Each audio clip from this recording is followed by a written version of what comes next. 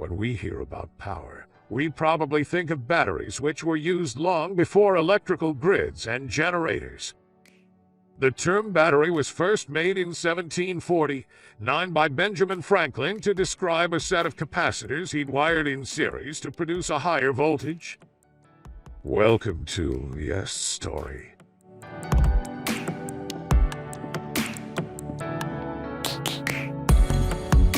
He was using the word in the sense of a set of units connected together in series, but nowadays we use the term battery to describe even a single power cell. For sure, Franklin's capacitors are not batteries in the modern sense.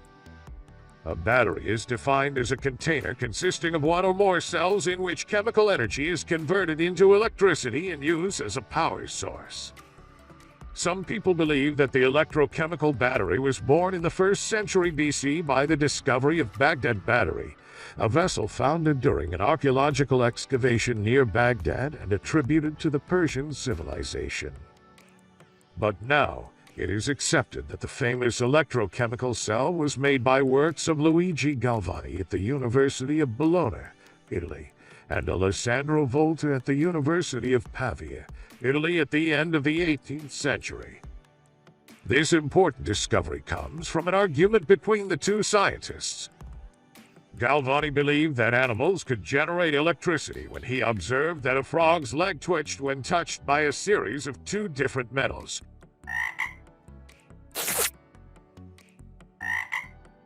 Volta disagreed.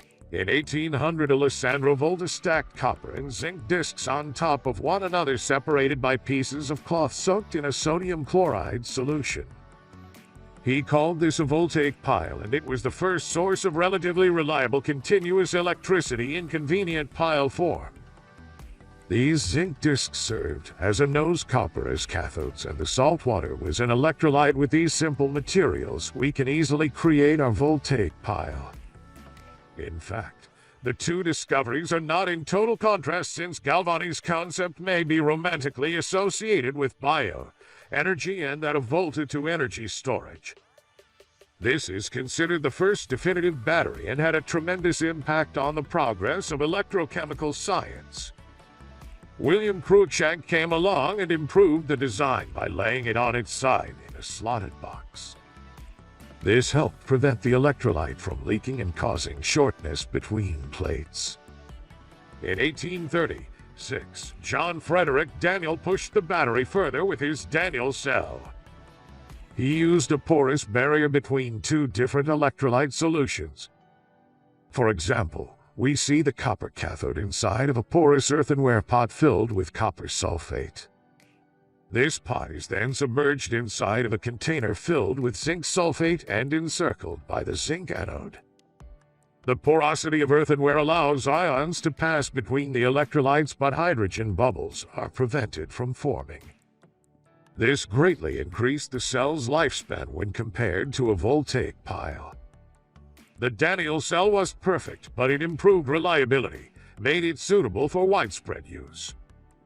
All of the batteries we've talked about up until now would be considered primary, which means once their chemical reactions are depleted, that's it. They need to be replaced now. In 1866, the French engineer Georges Leclanche created his battery based on a zinc rod negative electrode called the anode and manganese oxide carbon mixture as positive electrode called cathode, immersed in an aqueous ammonium chloride solution. Soon after the Leclanche discovery, another key step in the battery evolution was marked by the French scientist Gaston Plant, who in 1859 created the first rechargeable battery using a LED anode and a lead dioxide cathode immersed in sulfuric acid. But its weight and size made it impractical for most uses. Still, it was suitable for some things. In fact, lead-acid cells are still used in cars today so far. In the 1901, a Swedish engineer, Walmer Junger, invented the rechargeable nickel-cadmium battery.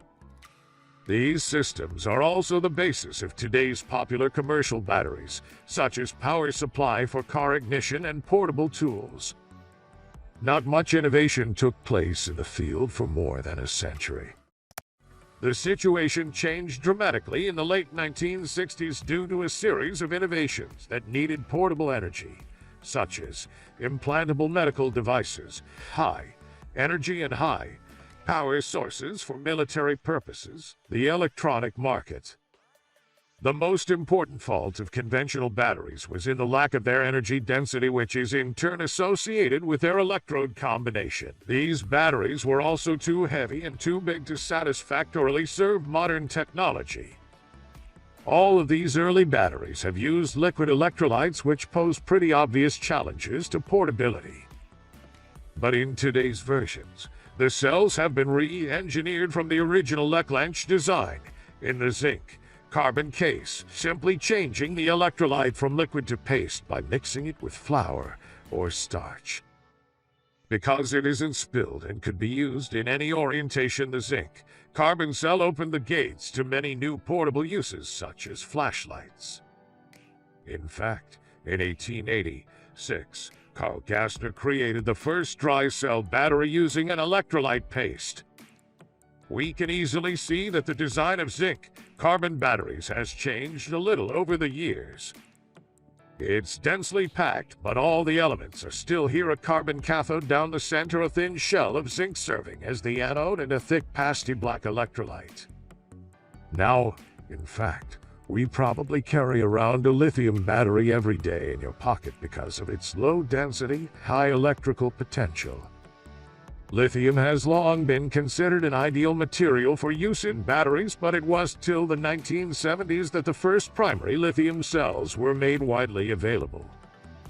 The key driving force for lithium battery development in the 1970s was the power source need for a series of popular devices such as electronic watches, toys, and cameras. These devices needed batteries with good powering operation and small size and an inexpensive price. This need was satisfied by the commercialization of lithium battery using a manganese dioxide cathode fabricated in a coin-type cell version that well fitted into the device case. The first commercial rechargeable lithium batteries were manufactured by the Exxon Company in the US with a Ti-S2 cathode. In Canada, Moly Energy manufactured lithium batteries with a Mo-S2 cathode. Both US-made and Canada-made used liquid organic electrolytes. But some operational problems, like fire incidents, prevented the safe and long operation of these lithium batteries. Obviously, the route for the development of the rechargeable lithium battery had to pass through the replacement of the lithium metal with another more reliable electrode. The winning approach was a new concept that combined two insertion electrodes, one capable of accepting lithium ions, operating as the anode, and the other capable of releasing lithium ions, operating as the cathode. These systems gave birth to a new type of system called lithium rocking chair battery. Actually, the concept of a rocking chair battery dates back to the late 1970s and practically showed in the early 1980s. Well. More than 10 years had to pass before the concept could reach a practical application, as shown by a battery introduced by the Japanese manufacturer Sony in 1991. The work of Sony triggered interest worldwide, and presently, many battery manufacturers, mainly located in Asia, are producing lithium rocking chair batteries that are renamed lithium-ion batteries.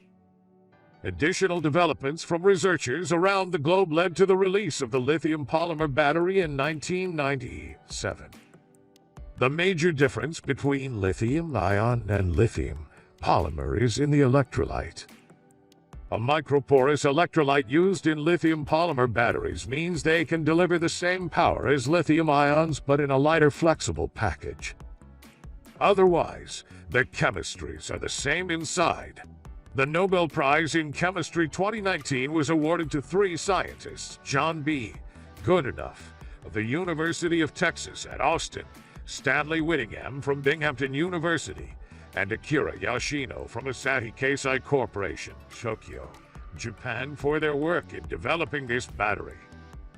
Lithium-ion batteries are today the power sources of choice for a series of very popular portable devices. According to the official Nobel Prize organization, this lightweight, rechargeable, and powerful battery is now used in everything from mobile phones to laptops and electric vehicles. It can also store significant amounts of energy from solar and wind power, making possible a fossil fuel-free society.